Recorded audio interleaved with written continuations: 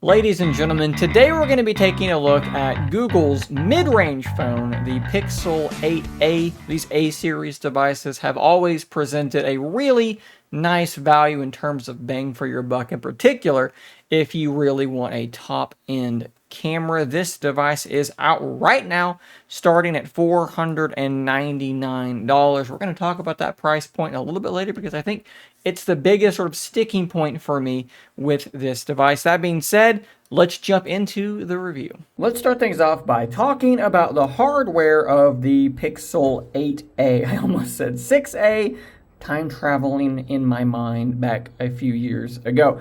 I think that this thing feels remarkably good, and I think it's because of a few things. Primarily, it's just a well-built phone, right? Like, Google's gotten quite good at building hardware at this point, and I think that it really does show. There's just nothing about this phone that stands out to me as being a cheaper phone. It looks really quite nice. Of course, if you turn it around, and we're going to talk about this a little bit later, the bezels do reveal that this is maybe more of a mid-range phone. But other than that, this thing I think looks really, really nice. I love the rounded edges. I love, let me say that again, I love the matte back here. Not just because it does not pick up fingerprints at all, but also because it's grippier. It's just not nearly as slippery as most other phones on the market. I've used this without a case. I have a couple cases coming in the mail, but they have not arrived yet. And so I've been using this thing with no case, no grip problems. I really like that. I also really like just the overall size of this thing. I'm not a fan of how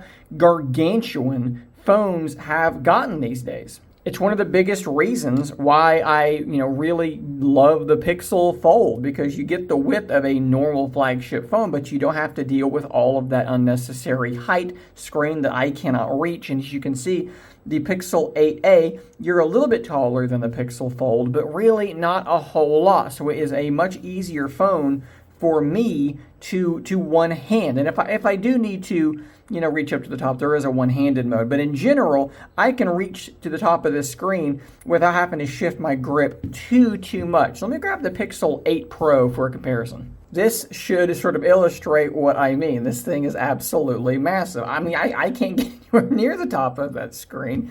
And so I appreciate that. Not everybody's going to. Some people like having great big giant screens, but if you're not one of those people, I think that's actually a positive for me. It's a 6.1 inch screen, 120 hertz refresh rate, and it gets to 2000 nits of peak brightness. Now, one thing I do need to give you as a caveat to that is that yes, it does hit that peak brightness when you're outdoors and it's very bright, but it seems to have the same problem that the Pixel Fold actually had initially, which is that it doesn't seem like it can maintain that brightness very long. Once it starts to get a little bit warm, it does drop that brightness down, and that happens a little bit quicker than I would like for it to happen. I do want to quickly point out, though, that this is something that could potentially be fixed. I said that this was something that was true of the Pixel Fold initially. The reason I said the word initially was because it did get addressed later on, and now this thing is able to stay at its peak brightness for a whole lot longer than it did at launch, so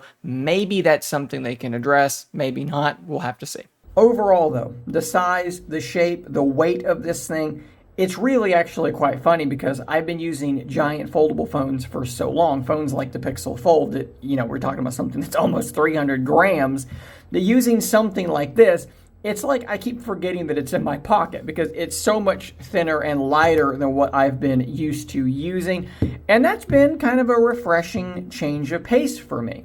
So let's talk about performance here for a second. This is the 3D Mark Wildlife test, and as you can see, it scored 8477, average frame rate of, let's call it 50 3/4. And you can see down here compared to an iPhone 15 Pro, we're quite a bit below that. S24 Ultra also quite a bit below that. But for a mid-range phone, I think it's just fine. In fact, it's better than 90% of devices that have been tested in this.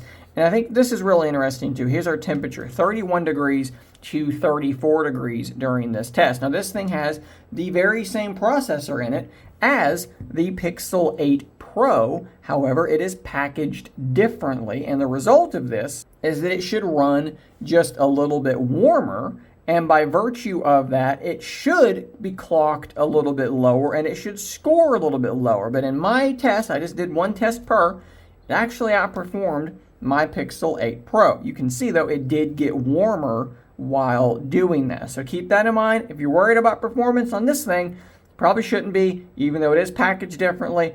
It is performing extremely admirably.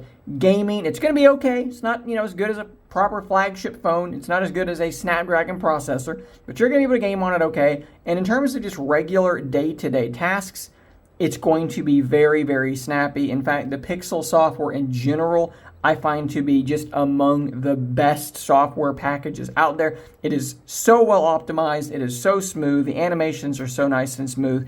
It feels like a much more expensive device, not just in the hardware, where I think that it does feel like a more expensive device. The software as well, the little touches to the animations and so forth, the overall smoothness of this thing, I think is really, really impressive. You can see here coming in and out of this weather widget, how nice and smooth, polished that animation is. If we jump into YouTube, you'll see this sort of loading fresh as well. I think that's totally fine, guys. This is probably like a really weird comparison to some people. We have a OnePlus open and a Pixel 8a, but the point of this, you know what the benchmark scores will be. This thing should be faster, but I just want to kind of show you a little bit about how that doesn't really play out in the real world.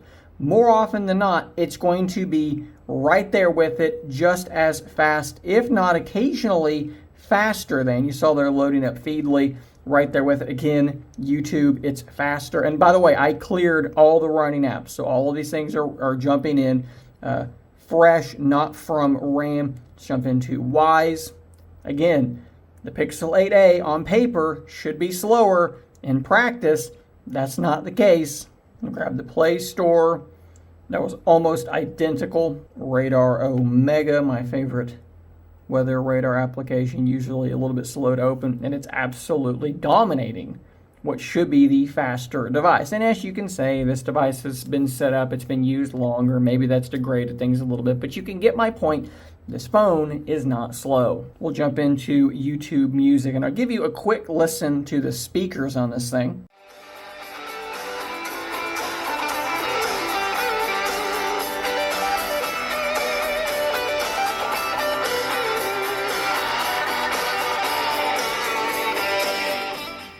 I think the speakers sound pretty good, guys. I mean, you got speakers on the bottom, amplified earpiece up top. There's a little bit less bass than you get with a larger phone, but for what it is, pretty impressive.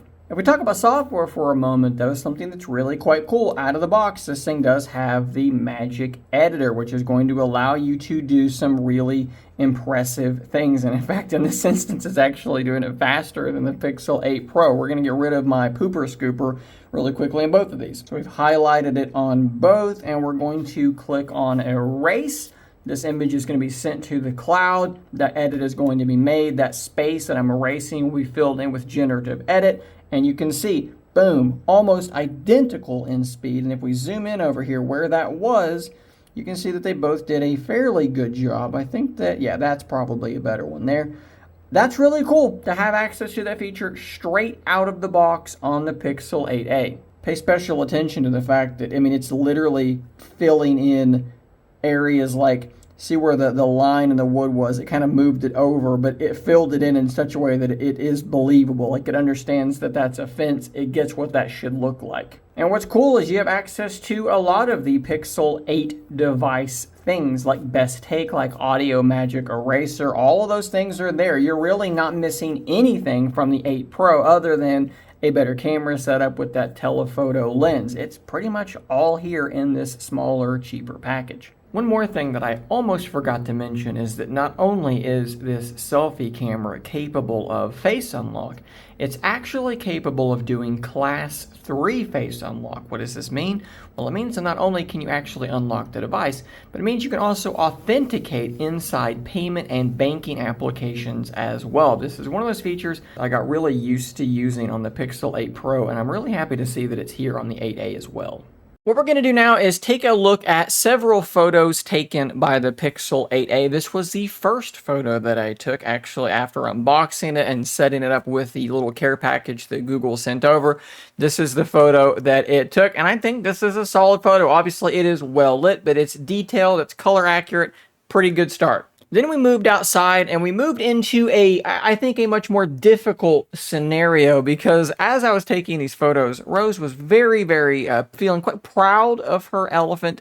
So she was moving around a lot. And what I want you guys to see, yes, it was well lit, but look how good of a job it was doing of keeping this in focus. She wasn't, keeping her eyes closed. That is basically a blink that it caught. That should tell you how much movement there was. Here's another example of that as well. She's moving back and forth. And again, it is keeping everything in really, really nice, tack sharp focus, color accurate.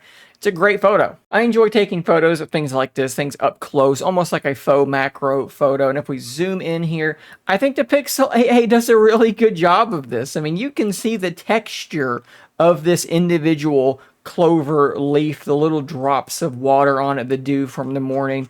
This is pretty cool. Here's another one, actually punched into 2x to take a picture of this snail. And again, look at how detailed this looks. You can see the ridges on this snail's shell. Really, really solid. I think portrait mode is also pretty darn good. I like the way that the focus falls off the bokeh. Looks fairly natural to me. I don't see anything too weird about this. The fake generated bokeh. I think this looks pretty good. I will say that sometimes portrait mode has a tendency to be maybe not nearly as aggressive as you would like for it to be. This is meant to be portrait mode, and I don't see where it applied any of that blur at all. This is something I've actually run into on other Pixel devices though, so nothing shocking about that, but it is a little bit annoying sometimes. But of course, when portrait mode decides to do what it's supposed to do, I think it does a pretty good job of creating a natural bokeh. I'm sorry, I'm just laughing at the face she was making in this photo. I think it does a pretty solid job. Here's another one where she was being quite shy having her photos taken. One last portrait mode shot, and this kind of represents how I end up using portrait mode a lot of the time, and that's actually for taking photos of products for thumbnails. And guys, let me tell you, I think the Pixel 8a absolutely crushed this. This is an excellent photo to me, right? Maybe I'm crazy. Tell me what you think, but I think it did a phenomenal job with this. Let's talk for a moment about that ultra-wide lens. I'm actually fairly impressed with this thing. Now, look, you do still get the same problems you get on pretty much any ultra-wide camera, particularly on the edges, where you do have a little bit of distortion. You also have some lack of detail and some more issues with low light in general, but by and large, I think they've done a pretty good job with this thing. It doesn't seem to have as much of that issue with colors desaturating, and if you get up fairly close to something to fit everything in the shot, it's actually more detailed than I was expecting. It's not as good as the primary lens, but I think it's pretty darn good actually. Now, one big thing that I do miss is a dedicated telephoto lens. I used to be one of these people who would straight up tell you I'd rather have an ultra-wide than a telephoto, but as time has gone on, I've realized that's not the case. I would much rather have the telephoto than the ultra-wide, and if we look at this, this is the 1x zoom, and it's fine. If we zoom in 2x, that is a digital crop, you can see that it's holding together relatively well. Okay, it's not great, but it's okay, it's passable. If we jump up to 8x, which is where this thing maxes out though, man, that is not great. So anything past, I would say 2, 3x, you're really gonna start to feel that lack of a dedicated telephoto lens. This is an 8x zoom on a rose bush in the backyard, and you can see how rough that is beginning to look. Here's the same photo taken with my Pixel Fold, which does have a 5x optical zoom, so it's 3x beyond that being done digitally, and it is a night and day difference, and it's something to think about, right? If you are someone who really does value that telephoto zoom, this might not be the phone for you, even if the primary sensor and the ultra-wide are both pretty darn good. Using the selfie camera, the portraits are not quite as good. You know, the stray hairs and things like that are going to get a little bit strange. A little bit of weirdness going on over here as well. That's kind of par for the course. Not super surprising, but definitely a weak point on this phone. Without portrait mode, this is what you've got. It's detailed. I think it looks fine. I don't take a whole lot of selfies, but you can see, I think it passes the beard hair test fairly well. And if we turn our attention to low light, it performed about how I expected it to perform, right there in the same range as what it did last year, as well as pretty similarly to how the Pixel Fold performs. Same sensors on all three of those devices. It's okay. You're definitely going to have some grain. You're going to have some lack of detail here and there. But by and large, this is actually quite dark. Like, this was actually difficult to make out with the naked eye. I think it's passable. You're not going to be getting a flagship level low light mode, something you would get with a much larger sensor, but for what it is, it's fine. So right now we are filming at 4K 30 FPS. These are the settings it comes with out of the box. As usual, these Pixel video modes, these cameras are extremely stable, not using any kind of additional stabilization mode. It just does what it's doing, and it does it really, really quite well. You can see here getting up nice and close, move over there, exposure, focus changing really quickly, really naturally.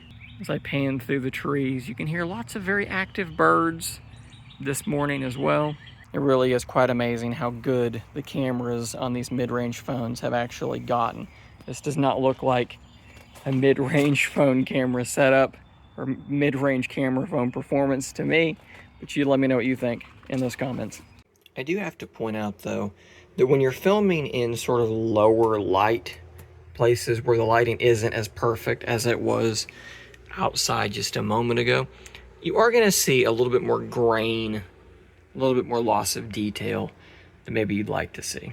So let's talk about battery life. This is one of those things that is a little bit of good and a little bit of maybe not so good. On the little bit of good side, more often than not, I was hitting right around that 7 hours of screen on time. Now, sometimes I did have to extrapolate because I wasn't actually using my phone for 7 hours in a day. I know some of you do that. I don't tend to do that, but if you extrapolate out from where I was normally getting by the time it was 8, 9 o'clock, it would be getting around 7 hours of screen on time. I was going to bed sometimes with 35, 40% battery still left over. The battery seems to be quite strong for me, actually better than the Pixel 8 Pro was in my testing, at least as far as I can remember. The biggest problem I have with this, though, is that it's still 18-watt charging, and that's just so slow these days. You're talking about like 100+ minutes to charge this thing from flat dead. You've got to increase the charging speed. But again, by and large, it's more good than it is bad. The battery life itself is good. The charging speed is bad. So what is the final verdict on this thing? Let's talk about it first with price and comparisons sort of out of the way. What do I like about it? What do I not like about it? Well, I like most things about it. I love the Pixel software experience. I think that the camera is quite solid. I think that the battery life was pretty darn good as well, even if the charging speeds are not quite as fast as I would want them to be. I think the build quality is quite nice. I'm not bothered by the bezels on the screen. I said we talk about them again later. This is where we're going to talk about them. The bezels are a little bit big, okay? So some people are going to look at this and they're going to be really turned off by it. That's something you kind of have to decide on your own. I like far more about this phone than I dislike. It has very, very few weaknesses to me, primarily just the lack of like a good zoom function in the camera, and then I wish it charged faster. That's really like the only things that bum me out about this device. But we do have to kind of put it in context, right? So if we jump over to Amazon, it is, of course, $499. But you have the Pixel 8 right now. This is, of course, a renewed model, but the Pixel 8 is $447. And what you're going to get with that is basically the same phone with some improvements, with a better camera setup, which would actually probably do better on that digital zoom. So if you're asking me, should I buy the Pixel 8a for $500 or a renewed Pixel 8 standard for $450? I might point you towards that renewed Pixel 8. And we've also seen the Pixel 8 new go on sale in a similar price range. So right now, it is sort of a hard sale. But you know as well as I do, this thing's going to go on sale sooner than later. Google always does this. And that's the context I think a lot of people are missing. They're saying, why would I buy this thing when the Pixel 8 can be had for around the same price? That's true, but that's not going to be true forever. It's launching at $499. The price is going to come down pretty quickly. Look back at the Pixel 7a. I think it had only been out for maybe 3 or 4 months when they knocked $50 off, and then I think by October they had dropped like $125 off of it. So you have to keep that in mind when you're talking about prices and comparing this phone to other phones. All in all, I think that this is a rock-solid phone. It is one of the easiest recommendations that I can possibly make. If you don't want to spend $1,000 on a smartphone, maybe your carrier has a deal on this thing, it is such an easy recommendation for me. It's going to make the vast majority of just normal smartphone users happy, and I think that that's what it's supposed to be, right? It's not supposed to be for the enthusiasts. It's supposed to be for the normal person that doesn't want to spend a lot of money but wants a really good phone, and that is exactly what this thing is. The software experience is outstanding. I love all of the added benefits of having a Pixel phone that have added up over the years, but now it's not just call screening and Magic Eraser, it's actually Best Take and it's Magic Editor, and you get it in a small, relatively lightweight, relatively inexpensive form factor that I would recommend, again, pretty universally. My only caveat there is maybe you wait until that price comes down if you're not getting a carrier deal, because it is bound to happen. Now, guys, of course, this phone was sent to me by Google for review. Obviously, Google does not pay me for these reviews. No money has exchanged hands. And of course, Google is seeing this video at the exact same time as everyone else is. They simply send me the device and I take it from there. If you want to purchase the Pixel 8a, there will be some affiliate links in the description down below. So if you click on one of the links and you make a purchase, I will earn commission off of that. It's a great way to help support the channel. Guys, thanks for watching. Subscribe for more content just like this. And until next time, stay nerdy, my friends.